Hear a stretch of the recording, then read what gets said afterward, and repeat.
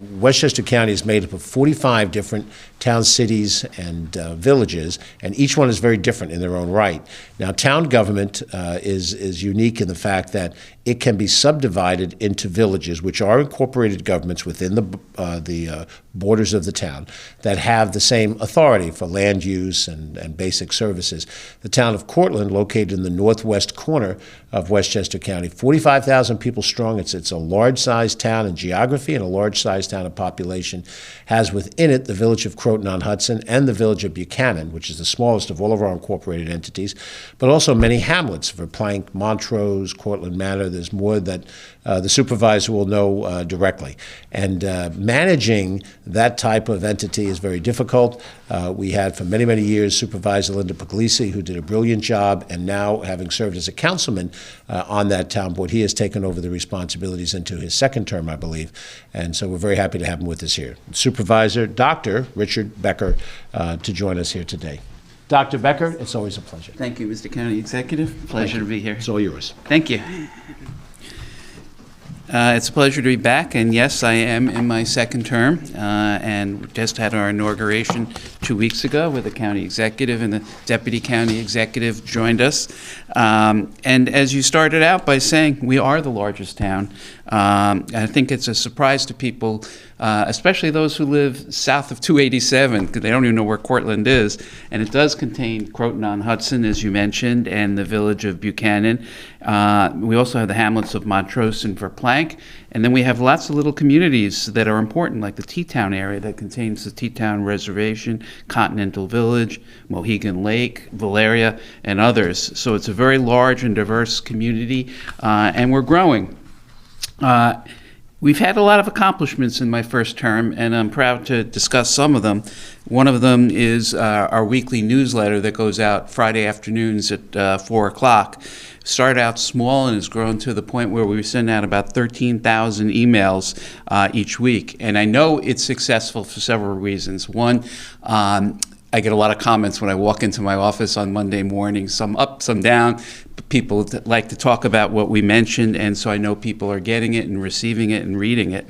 But also a lot of local not-for-profit organizations, churches, synagogues, traveling sports teams, you name it, ask us to post in our newsletter about upcoming events. So it's really become a community digital bulletin board, which I'm very pleased about.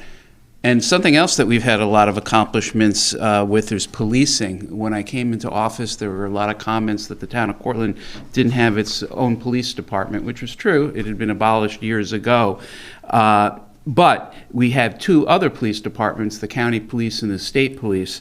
And this year we worked very closely with the county police. We renamed the barracks that they have on our town hall campus, the Cortlandt Police Barracks, and we've also have the state police rather, in one of our own facilities on Memorial Drive. So we have both police departments present in-house within the town of Cortlandt. We established a task force to look into why people felt that policing needed to be improved, and we were able to act on some of the recommendations of that task force, including the hiring of a community resource officer who's trained specially in de-escalating situations and making sure that things don't escalate and get out of hand, and that's been successful.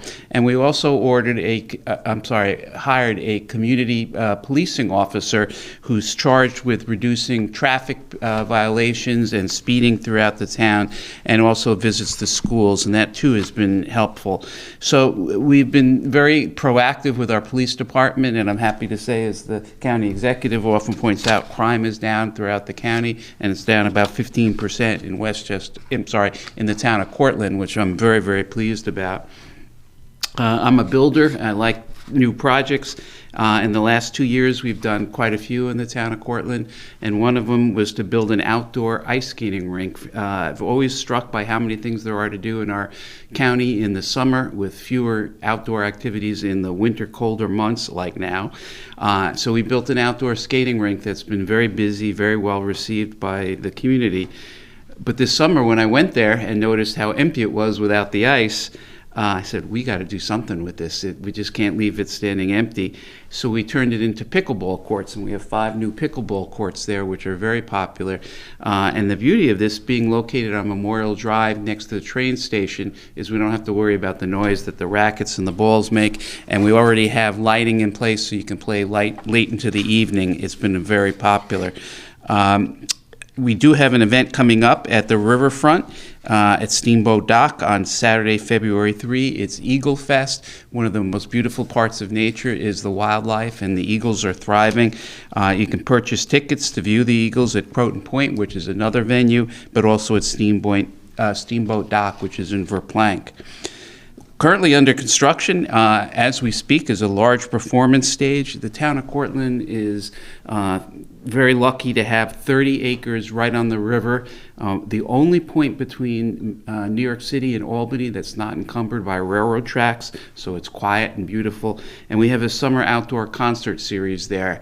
And one of the lovely things to do is to sit there on a summer evening listening to music, watching the boats go by, people picnicking, and it's just a wonderful venue. And so we decided to make it permanent and build a performance stage, which should be opening up this spring. And associated with that project, we're also rebuilding children's playground, and I have to thank the county executive and the deputy county executive for their help, because this playground was provided through a grant from the county government. The property that I'm mentioning is actually donated to us by Jim Martin, who used to operate a seaplane. So this whole children's playground will have a seaplane aviation theme, and so all the rides and things for the kids to climb on will bring back and serve as an homage to Jim Martin. And I also want to mention a large project called the Quarry Project. This is because we have 110 acres of pristine land right on the river. Back in the previous century, there was actually a limestone quarry that was in operation for many years. And when the quarry shut down, this hole in the ground, which is over 250 feet deep and 30 acres in size, filled with groundwater. And this water is pristine. It's aquamarine blue. We've had it tested. You could drink it. It's potable.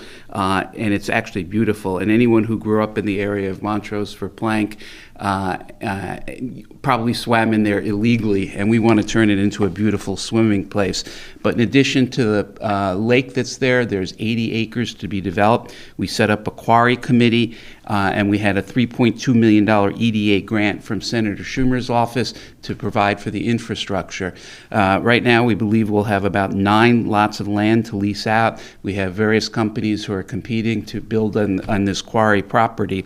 But for me, the dream of the quarry is to be able to swim in it. I brought the county executive, the deputy county executive up there. I've also had representatives from Senator Schumer's office there, and Hope Knight from the governor's office was there, and they're all supporters of this. And interesting, I just heard last week, I believe it was, that the governor in her 2025 budget announced that she's putting $150 million for outdoor swimming activities, including floating pools, which is exactly our plan. So, of course, 10 minutes later, I was on the phone to her office, and they're excited about this and will be coming to help us. Our business activities in the town of Cortlandt are thriving, where there are a lot of empty storefronts throughout the country. In the town of Cortlandt, we have about a 95% occupancy rate. We had 2 large box stores that have been empty for a while, and I'm happy to report that we now have leases signed for those 2 stores. So the town of Cortlandt is doing very well from an economic standpoint. And because it's a little more remote from Manhattan, you can get there in 45 minutes by express from Croton, or about 50 minutes from the town of Cortlandt, which also has a second train station. We like to say that you can get twice the space for half the cost. And in sum, the town of Cortlandt is healthy and growing. We have a lot of exciting things going on. We like to say, as our tagline, Cortlandt is where life works, and we hope you'll come up and join us for the summer concert series and other events that I've mentioned. Thank you so much. Appreciate it, George. Thank you very much. Supervisor Dr. Richard Becker from the town of Cortlandt.